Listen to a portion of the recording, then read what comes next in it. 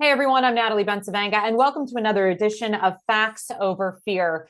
Big news happening this week as the final 20 remaining living hostages that were taken by Hamas on October 7th of 2023 were returned to Israel on Monday, October 13th of 2025, as part of an exchange for Palestinian prisoners held by Israel, officials said, according to ABC News.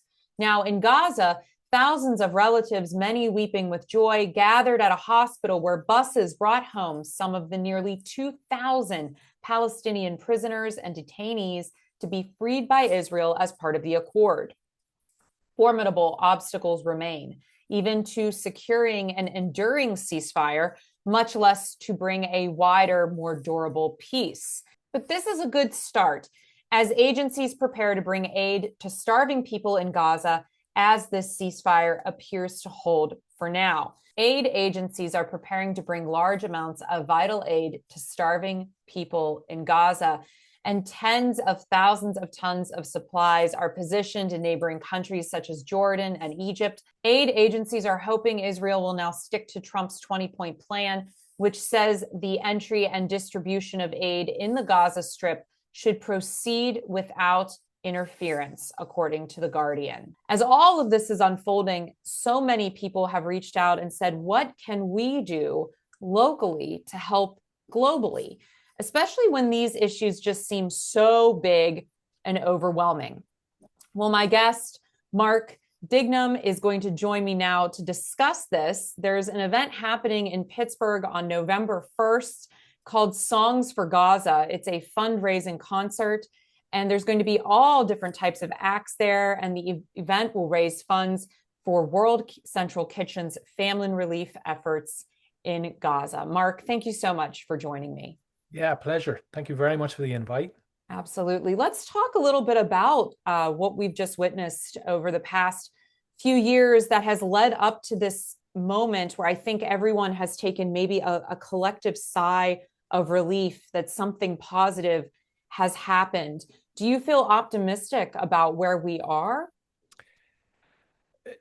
I mean, I always try to stay optimistic. Mhm. It's early days. You know how these things can so easily go off the rails. Yeah. So, on the one hand, I have a feeling of a restrained celebration Hmm.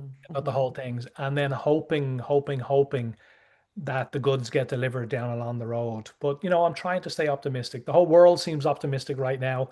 So I kind of like to ride that wave with everybody until I get any other kind of information. Yeah, I'm So we'll with see you. how things go.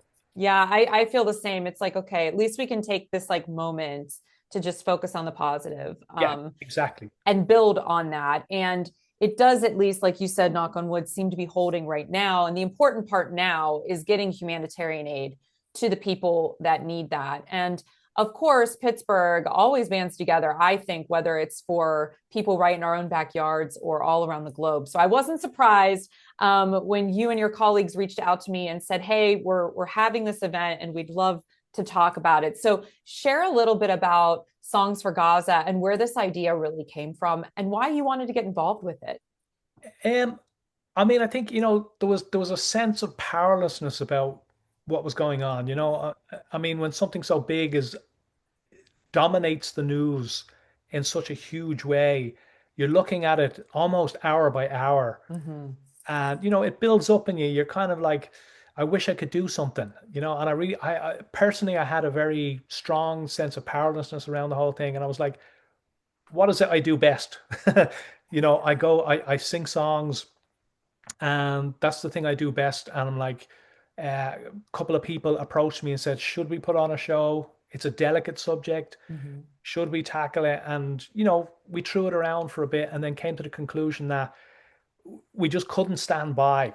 I personally felt I couldn't stand by without standing up and saying something and doing something.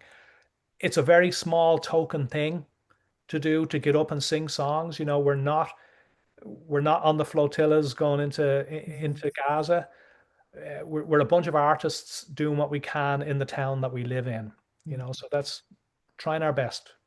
But that's what I love about the arts is I do think it is so healing. And when people come together and use their time and their talents for something really positive. I don't think it just is about the thing that you're directly impacting. It's all the ripple effects that I think come out of it. Because to your point, you're right, not everyone can be on the flotilla or be over there actually delivering aid, but it's Yeah. these gestures that I think create that humanity ripple that remind us that, hey, we're all here together in this together. And I think that solidarity, from what I have read, has really motivated and kept people going in these Yeah. spaces where they feel they have no hope. So can you talk a little bit about the event itself and what people can expect?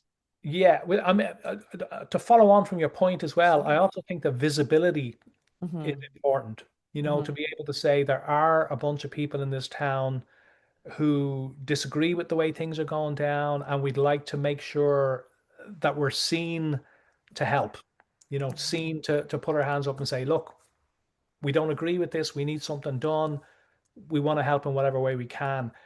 And I mean, again, as it came about, we're all posting on Facebook and different social media platforms and liking each other's posts and chatting about how things are going and feeling frustrated.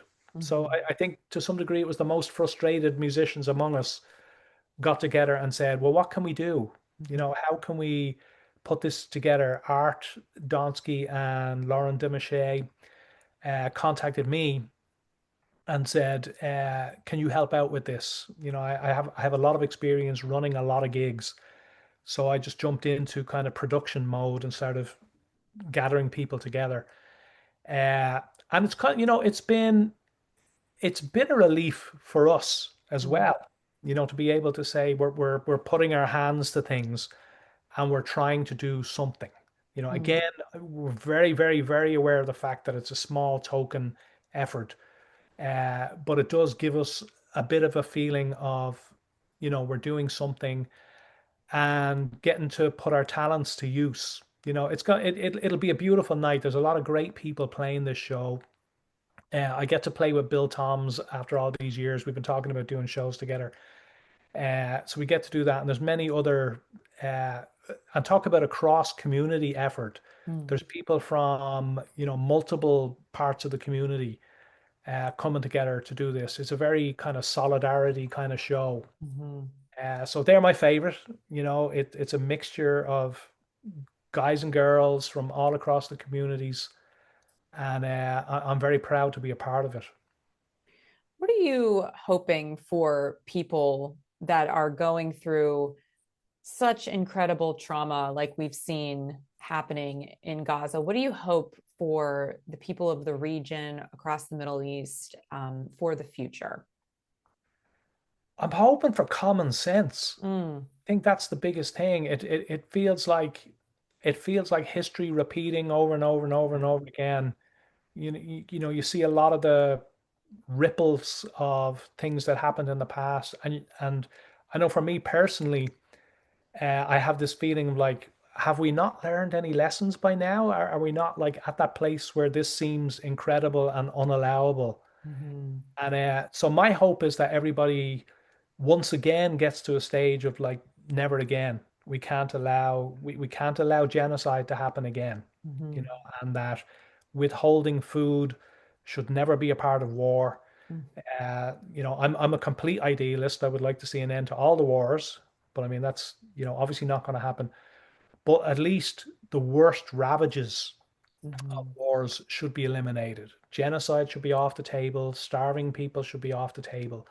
I'm hoping that world leaders would get a bit more of a spine and mhm, stand up and say, we're not going to allow this anymore. So, and to mhm. me, that's common sense. That's Yeah. common sense stuff that I hope they take on board. What is the role, do you think, of the artist in this moment? Because obviously, I know this event is specific to supporting, alleviating the famine in Gaza. But obviously, you're seeing what's going on right in our own backyards here with the presence of ICE and this authoritarianism really ramping up with the Trump regime here. What do you think is the value and the importance of the arts and the artist in this moment? And how have you seen that sort of reflected through history? Well, I mean, I think, what have we done for hundreds of thousands of years when we're feeling down, we gather around the fire and we sing. Yeah. We come together and we make noises about how we're feeling, Hmm. and it's poetic or it's emotional. Music and song has been such a part of human history, particularly in times of woe. I mean, you've got the Black history in America, the music that came out of that. I know from my own background, Irish music is full of history, full of narrative on what we've gone through. So it's the thing that we do as Hmm. humans, and I think it's a great thing. We can be the canaries in the coal mine first of all, Hmm. raising our voices and screaming loud, and then we can also be the healing voices then after that. So it's an incredibly powerful medium that I'm proud to say I got involved with long, long time ago. Speaking of your own work and your own musicality, what is it about this for you? I mean, you were talking about how it can be healing and all of these things. How long have you been playing an instrument or singing, or share a little bit about your own journey? I mean, I grew up in Dublin, Hmm. started off as a street performer, and moved up through all the songwriter circles in Dublin, and then moving around to making records and traveling around Ireland, and then into Europe and then to the US. So I'm seasoned, is a euphemistic way to put it. I've been around for a long time. Um, and I think, for me being Irish, we have that colonial history in our background that we're kind of very sensitive to this issue Hmm. and very vocal. Ireland has been a very, very strong supporter of Palestine, probably one of the first countries to recognize Palestine as a state. Hmm. And I'll clarify, is it's also not in our nature to be anti-Jewish about it. Hmm. We Hmm. want peace for everybody, and that's very much the angle on this show as well. We're not coming out as against Israel necessarily. We're against the actions that are going on at the moment. Hmm. We want everybody to put down the guns and sing with us. Yeah. Basically, we just want the whole thing to stop, the kids to be fed, Hmm. and then see what happens then tomorrow. Yeah.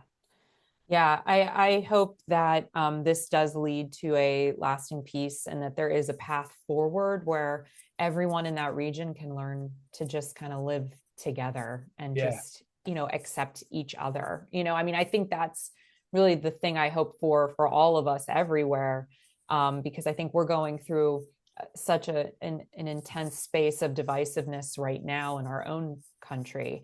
yeah, And I think to your point, these are those moments where you start to recognize that we can either continue to pull away from each other or we can acknowledge and see each other in our full humanity. And the arts is such a great way to bring people together. yeah. So I applaud your efforts and all that you're doing. Is there anything else that you'd like to share in terms of what people can expect from the event or where they can get tickets? Tickets, you can go through the Pittsburgh Winery, their website. Go and hopefully, if you can drop some money, if you can't make it along to the show, go to the Venmo link, which is at Songs for Gaza. Drop a little bit of money in there if you can. But come down to the show. I've got some great singers, great performers, and I'm very much all about the collaborative, getting people together and things like that. So, as serious an issue as it is, Mm-hmm. it's going to be a fun night, and it's going to be a night where you walk away singing. That's the aim. I hope so. I'm definitely going to try to make it myself, Yeah, to come come and down. check it out for sure. I just really appreciate your efforts and your willingness to come and chat a little bit about this and the impact that it can have in our own communities and those ripples outward. If Yeah. people want to learn more about your music, where can they go? Social media, I'm everywhere. I'm on YouTube. I'm all over the place. Awesome. Not that hard to find. Okay. Mark, thank you so much for being in conversation with me and sharing a little bit more about your perspective on this event and on just world affairs in general. Thank you so much. Thanks for the invite. Appreciate it. Absolutely.